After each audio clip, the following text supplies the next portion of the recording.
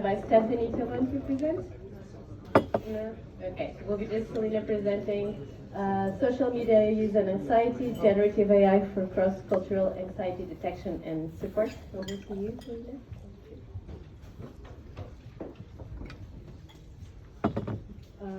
Thank you, MEXA, and welcome for bringing us here. It's been an absolutely incredible opportunity.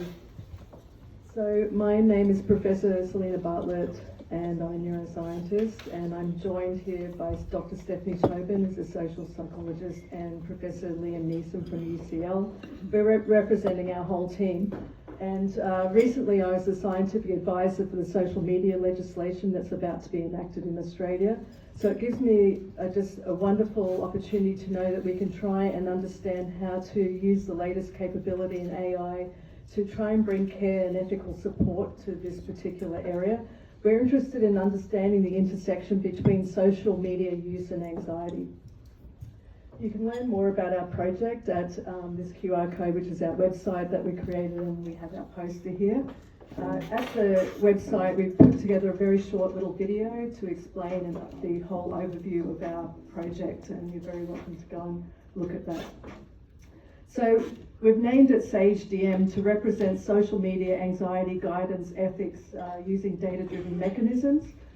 We actually want to use generative AI to detect actually social media anxiety-related behavioural patterns and to really develop adaptive detection tools and data sets and support across cultures and contexts.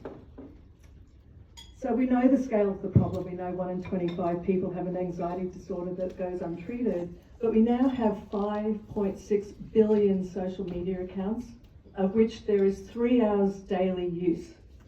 This project was born because a psychiatrist came and a couple of years ago now and said we need some kind of tool that assesses social media use indices, because we're seeing stuff in the patients and clients that we have no way of assessing its contribution and no way of having a tool to discuss this. And this is where the project was originally seeded. We know that screens are designed to capture our attention. They're really good at it, and they're now capturing 9-month-old babies' attention, and you can see that. So they're really, really good at doing this. Also, neuroscience, just like AI and all this beautiful data, has also updated its knowledge banks really significantly through brain imaging technology. So that's also transformative for mental health. We all have a brain, and brain health and fitness is vital. So we can now ask questions about, for example, one study just showed what's the difference between a personalised short-form video versus a general short-form video on the brain networks and connections.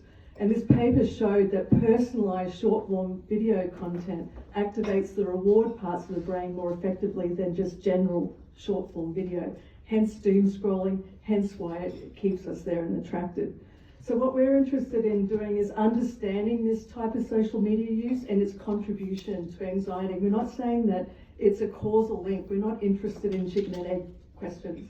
We're interested in understanding the feedback loops that are taking place and trying to disrupt them. And SAGEDM aims to do this and prevent it, and also to reduce anxiety risk from this.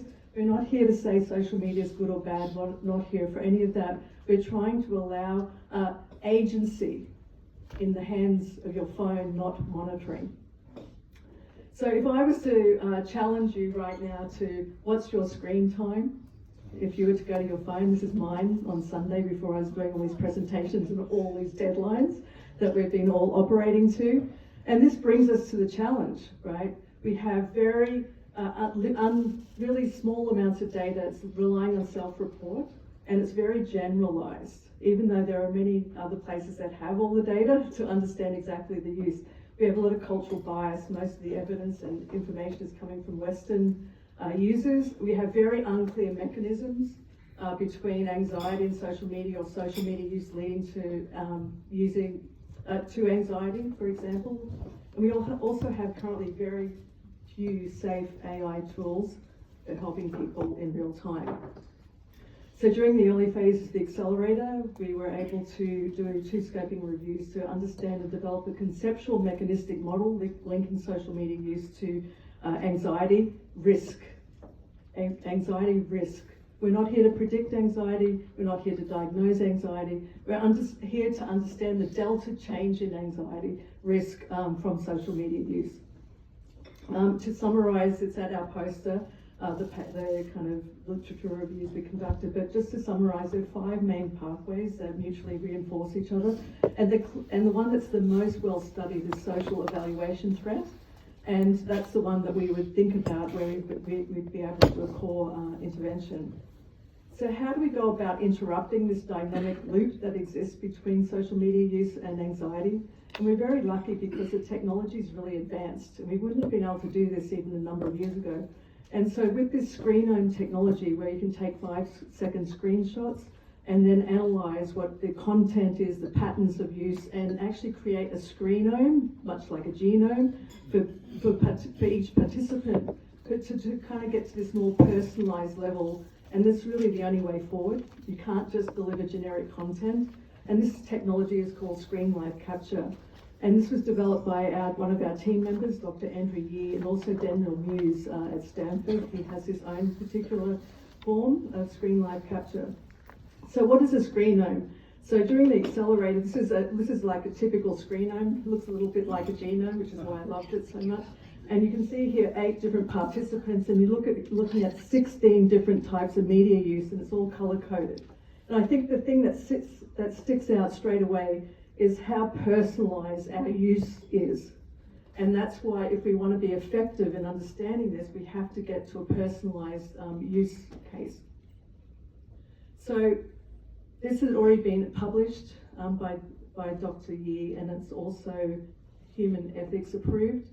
So with this really rich data set, we could ask the question, can we use generative AI and AI to actually go more deeply into the social media aspects of all the data that's already collected, so that we can actually use these tools on device to do just-in-time interventions and predictions.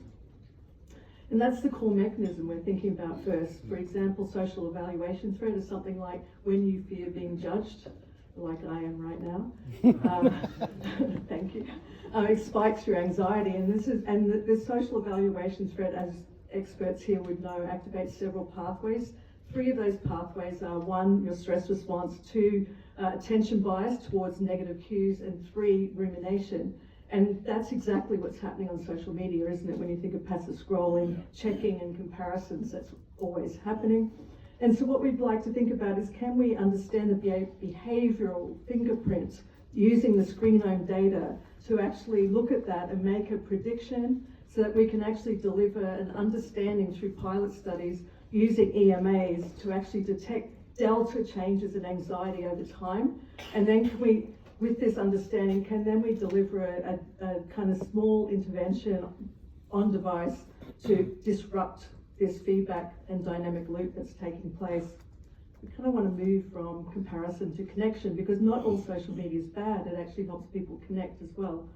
It's a global project. We're in 5 countries, and this has been an incredible experience for all of us, working weekly together, combining our distinct expertise in a way that I've never experienced in my life as a scientist, writing grants for the NIH and NHMRC in Australia. It's been a real game changer for us, and we've learnt so much. The lived experience part of this has really changed my mind as a scientist, and I feel very humbled and embarrassed that I should have been doing this a long time ago. And we learnt so much already, and this has been led by Professor Sharon Lawn, who's an expert in lived experience and the CEO of Lived Experience Australia, who has global connections, and she already conducted a number of co-design panels.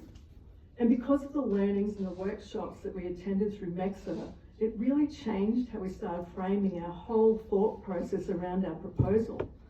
And this led to me being kind of horrified that I hadn't done this before. And one of the quotes that really stuck out from these panels are like, if people are not in the room and risk has been spoken about them, that's not collaboration. But when the person is in the room with equal power, that's ethical. And I just keep learning all the time, and even learning about the surveys that we're giving people with lived experience and how they feel about that, and then what they do as a consequence because they don't feel like we understand. So that has now been embedded in our project in a side-by-side manner. I want to finish by saying I think the critical part in this project is humans don't understand exponential, and what we can deliver today in November is something I couldn't have delivered in November last year or even May when we made the original submission. I can't believe how fast it's changing. And this is just one little Bloomberg News looking at how we might be thinking that it's so expensive to do this. But now that they're chopping up AI tasks using agentic processes, this is getting cheaper and faster at speeds that we can't even imagine. And I'm sure DeepMind understand this as they solved protein folding recently. And I think about that a lot as a scientist and think that we don't even know what we don't know about what we can deliver in this space. And when we talk about ground truth in mental health, I want to finish by saying, perhaps this is the protein unfolding moment for mental health. Doesn't it need it? So I want to introduce you to my team. I'm very proud to represent them. It's been an incredible experience, and we have experts from all over the world bringing their beautiful expertise. So many hours. I'm just being gobsmacked, and I'm just so grateful to what they've contributed. I want to thank MEXA and Welcome for making this possible. I've never written a grant like this in this way ever before, and it's really changed how we can think about what we can deliver. And I think we should bring this forward to all grant proposal writing in the future. So thank you for listening.